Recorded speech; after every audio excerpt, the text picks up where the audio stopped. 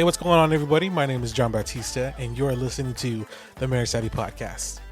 Guys, on today's episode, we're going to bring back Amanda, and we're going to be talking about the next 5 tools.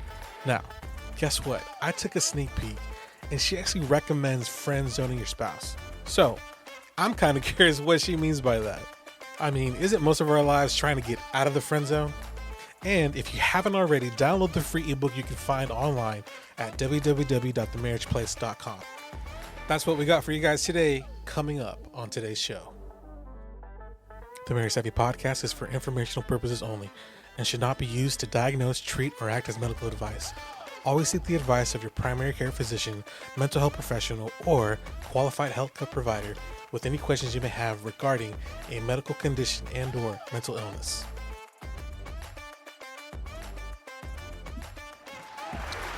All right, Amanda, thanks for jumping on again. Hi, John. How you doing? I'm doing well. I'm excited for this episode because we get to dive into more tools. And what we've learned is that these are tools that Kim had created from going through her own marriage rescue program. Why? Because she actually created the marriage rescue program. These are her tools. Man, that's so cool. It's so cool. She's like a Yoda. She is. She and John, now I forget how long they've been married. A long time.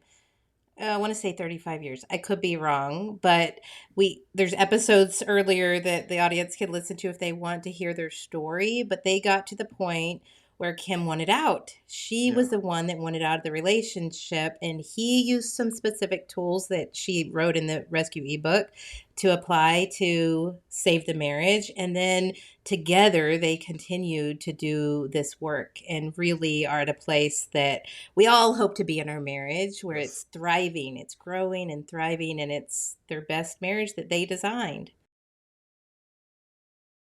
You know, these tools were created from their own mess ups, their own trial and error. Yes. And there was some error, right? Yeah. Like they learned a lot of things by going through the process and sticking through the process. I think that's one of the hardest things to imagine and say, you know what, I'm gonna play this out and see what happens. Yeah.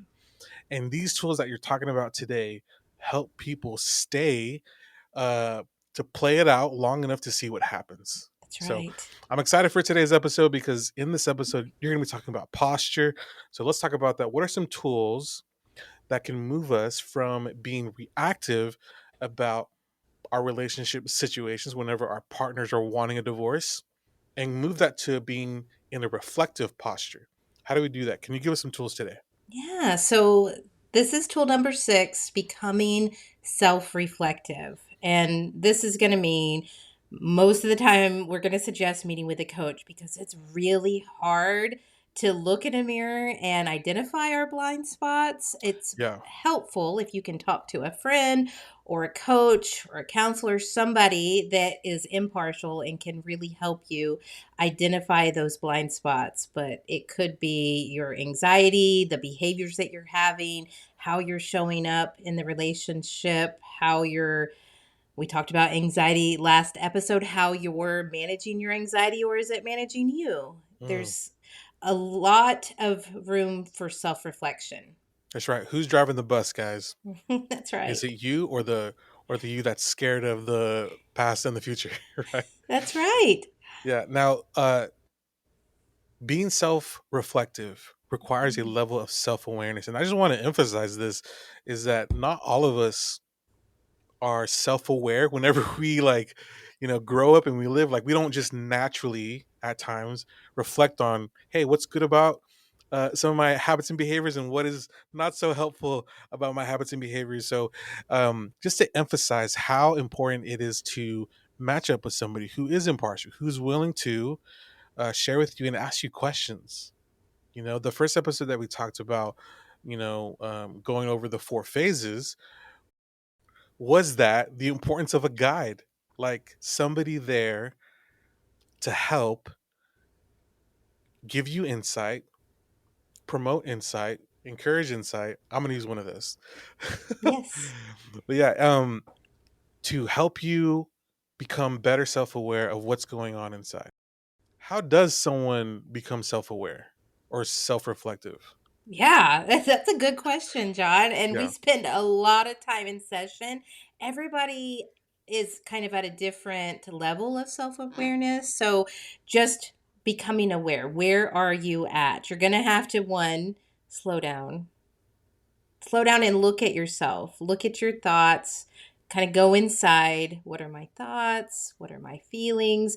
Because those thoughts and feelings are leading your behaviors, and those behaviors are either helpful or hurtful. So let's look at those. Yeah. It takes slowing down and looking. Yeah. A lot of people struggle with curiosity. And I think there are lots of exercises that we can do to help stir our curiosity or our curiosity muscle, It right? Like really is a asking questions. muscle. Hmm. Yeah.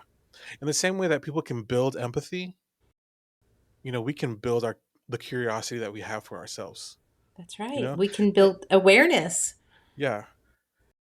Like why not ask yourself questions? Like why not ask yourself like what do you like about yourself or what do you do or where do you struggle or how do you struggle or why do you struggle, right? So I'll answer that question on why a lot of people don't do it is because it can be scary. There can be a lot of fear. I think a lot of us, even my growth journey before I started it, was there was a lot of fear. Am I good? What if I do all this self reflection and I find out I'm bad, or what people said to me, or my past experiences were true? That was Oh. scary. And I think a lot of people hold themselves back from doing this work out of fear. Mhm. You know what? That's a good point. I did not think about it that way.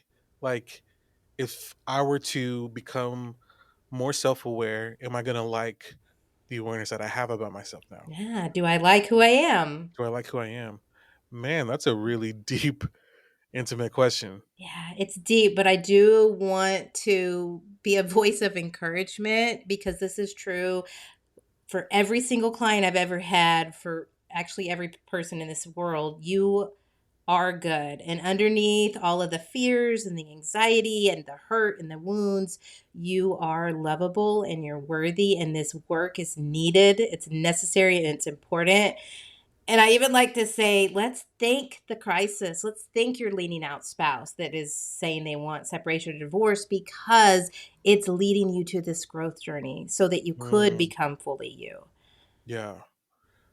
In some way, they're contributing to the opportunity to That's become right. self aware. It's a gift. Yeah. So, after becoming self reflective, what would you advise them next? So, number seven, the next tool, don't air your dirty laundry. That's a tricky Oh, one okay. because it does. It's natural to want to talk about your frustrations, especially if you're hurting. Maybe you just discovered that your spouse has had an affair, and you've got all of this energy and emotion and frustration and fear built up that you might want to like put it on Facebook. You might even want Oh my to bash gosh. them a little bit. Yeah, don't do that. I mean, I get the desire to not want to feel alone in whatever chaos is happening like in your life, but like, I mean, how does somebody balance being able to tell somebody and talk to somebody and open up and feel like they have support and then not airing out dirty laundry? Like, how do you draw that line? How do you navigate that? It's another one of those, you got to slow down. It's going to be helpful to talk to a coach or a counselor, somebody that's impartial to guide you in that. But we would encourage that you leave out anybody that potentially is on your spouse's side, like your spouse's side of the family, or co-workers, or and even some of your joint friends and connections, because it could hurt the relationship further down the road. If, let's say, you guys get back together, you've painted this picture, you've put it out there, something that you can't take back. Oh, But okay. finding individuals that you can trust, that are safe. Maybe it is one close friend that is not so connected to your spouse, that you know isn't going to tell anybody else. Yeah. That you can maybe even ask questions and maybe even just be there to have somebody to listen what's going on, right? Like we need support and we need encouragement. So you're not saying that we shouldn't find support or seek encouragement. You're just saying be wise and be discerning about who you find support and encouragement from. Absolutely. And thinking also, whoever you're leaning on, do they support marriage? Are they going to just kind of jump on board and say, yeah, you should leave your spouse That's a or great bash point. your Yeah. spouse, or so you want somebody that is going to be supportive of what you're trying to do, supportive of marriage, supportive of you, and also not spread it around. Yeah. I mean, that can be so harmful if the leaning out spouse hears or gets word of that they've been already painted in a certain way. And if you're wanting to, like we said earlier in the last episode, was, let's pause, like let's stop the clock on filing, let's prolong moving out, let's keeping our emotions, don't seem desperate, don't let anxiety sabotage all those tools that you talked about in our last episode. Really, if you were to air out your dirty laundry, I mean, that's just going to frustrate and maybe even push forward this process of somebody really wanting to file their papers and leave. Yeah. That's good. Now, this next tool, I was a little curious about this because as I was reading it, I was like, how does this help? Not that it doesn't, right? But I'm just curious. Like, I really want to better understand. It's fake it until you make it. That is the next tool that you want to talk about. I just wanted to put that out there. Yeah. Talk more about that. What are we faking, and how do we know when we make it? Right. So, of course, we are always wanting to build authentic connections, and as we get deeper into couples work, we're really not talking about faking it till you make it. But in this triage, in this initial state of crisis where we're hoping to create some change, some safety, some trust in the relationship, where the leaning out spouse decides to lean a little bit back in, starts to warm up. The faking is for the leaning in spouse to fake their confidence, to fake they're naturally not okay. They naturally, you would feel insecure if your spouse says I want out, or is having an affair, or is saying they're unhappy. That of course makes you feel insecure. So the fake it till you make it is showing up as more secure to allow for some stability, to allow the leaning out spouse to maybe come a little closer. Okay. It also plays into the managing the emotions, right? I am really sad and I'm crying in the bathtub, but my spouse doesn't have to see that. So I can still smile when they walk in the room. I can Yeah. still fake that I'm confident where I'm at, even though I'm not. Yes, this is not a long-term strategy. This is a triage, stop the bleeding I got strategy you. until your spouse starts leaning back in. That's great. And that's what, like, we want you to hear, is that this is not a long-term strategy. This is something that we can actively do to help our partners and ourselves find some stability whenever the overall situation can be very unstable. That's right. That makes sense. Okay, cool. Well, thank you for clarifying that. I was really curious, but that, you know what, that makes a lot of sense. Yeah, That makes a lot of sense. In this time, like, maybe your partner doesn't need to see all the tears that you really want to cry out. that's right. It's That not going makes to be sense. so helpful right now. Right. Right now, it's probably not that helpful. Okay, so what is our next tool in this first phase? Okay, number 9, drop expectations. Now, that can be tricky too, Yeah. and that kind of goes back to being self-reflective, because what are your expectations? If we don't slow down and analyze what they are, we may just be operating based on our expectations without realizing it. So working with a coach to kind of sit down and go, "Huh, what am I expecting of my spouse?" Because a lot of times we are expecting them to behave in a way that's more in line with being married or being secure in the relationship, when they're not. They're telling us they're done, they're frustrated, they're leaning out, they filed for divorce. Yeah. So for us to expect for them to be saying I love you, if we're expecting for them to show up for dinner on time, if we're expecting them to call us 5 times a day, that's probably going to be a mismatch and set all of us up for disappointment. and it's not Yeah. going to be helpful to the relationship. Dropping expectations can help prevent further altercations, further fights, Right. disagreements. And like you said, it helps with curving disappointments. Yes. Yeah. You would have to have a lot of understanding, like a lot of, I don't want to say acceptance. I'm not saying that you're going to accept the divorce, but like in some way you're saying, you know what, this is where I'm at. This is where we're at, Yeah. and This is there's what no my spouse is telling me right right. now. Yeah, they're living in this new reality, and Mhm. they have to adjust. Like they have to pivot. If not, they're going to continue to hold expectations, and when expectations aren't met, man, that can just push our partners even further away.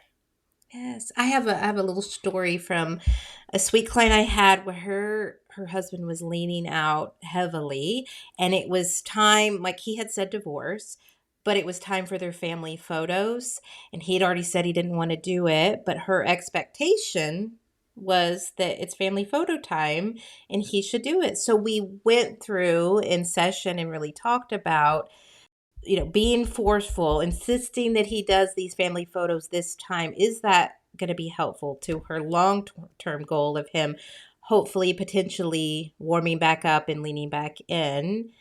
And after, it was hard because she had a whole story around it. Well, if he doesn't do the family photos, then for sure we're going to get divorced, which wasn't necessarily the case. But she ended up deciding she was going to manage her anxiety and all of the fears, and just drop her expectations and not insist, and really not even continue to invite him to the family photo session. Oh wow, that is a really good story and example of managing your anxiety and dropping expectation. A lot of people would think, oh well, she just wants her husband to be like. Why would she not want her husband if he doesn't see himself in the photo? That just gives him further evidence that he can leave. Right, but he doesn't see himself in the photo, so to force him in the photo. Yeah, Yeah, yeah. To force him in the photo would be disingenuous to where the relationship is at, where he's at. where he's at exactly. Yeah. Yeah. So I imagine that he probably felt a whole lot more seen and heard and understood by not being forced to be in the family photos. Yeah, that makes sense. You know, that's the that's not the first time you've said over a tool that says it allows your partner to be seen.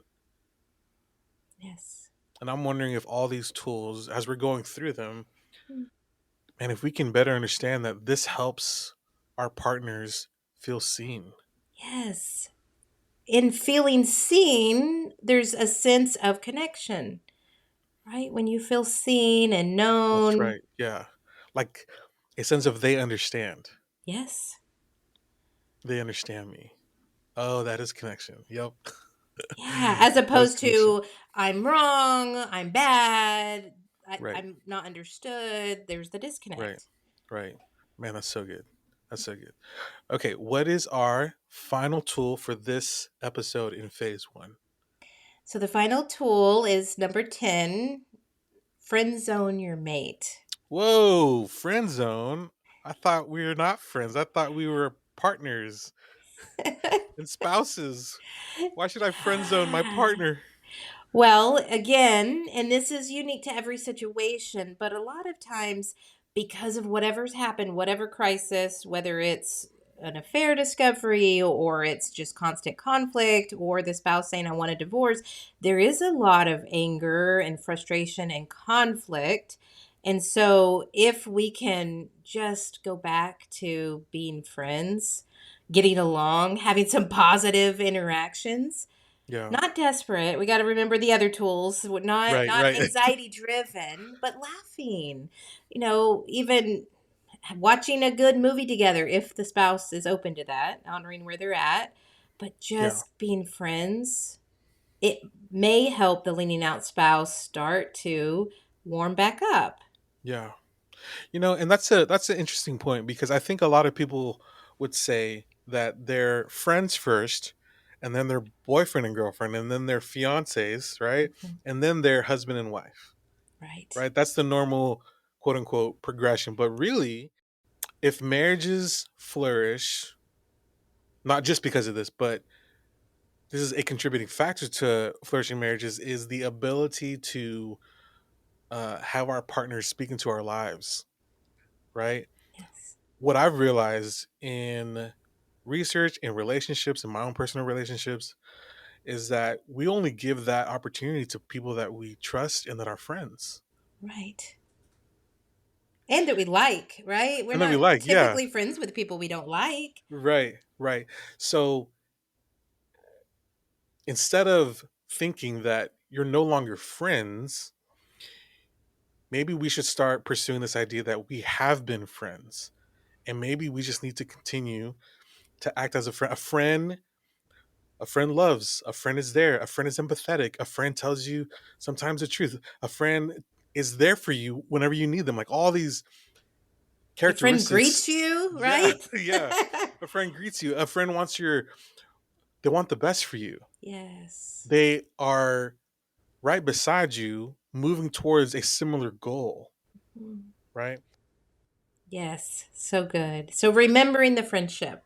Remembering the friendship. Hmm. Yeah, that's what you mean by friend zone your mate, is you're remembering the friendship and you're just saying, hey, look, this is, yes, this is my spouse, but to bring it back, like we've been friends. Maybe we've forgotten that. Yes. It's That's good. good. Well, thank you, Amanda. I mean, this has been so helpful, even in the first 10 tools. Now, guys, you just heard episode 2 of 20 tools, right? But we've gone through 10 of them. Imagine doing this one on one with one of our marriage rescue coaches. I mean, what an opportunity that would be. Man, that's awesome. Amanda, are there any last thoughts that you would give to our audiences who are, is thinking, man, is this for me? Should I be doing this?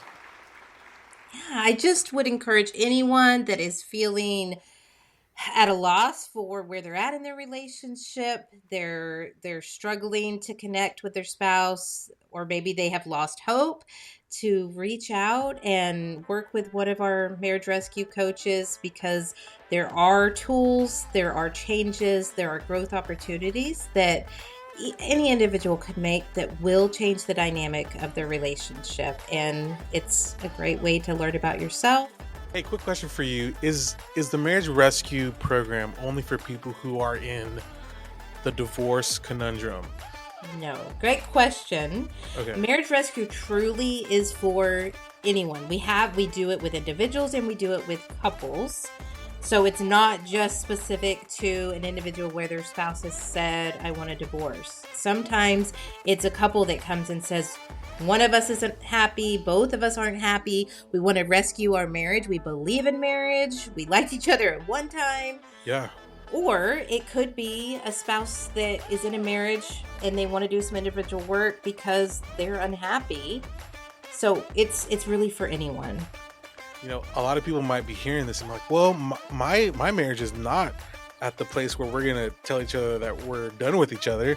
But this program is designed for not just couples that are in that situation, but for couples that are wanting to work on their relationship, and even individuals who want to do self-work so that they can be better at showing up in their relationships.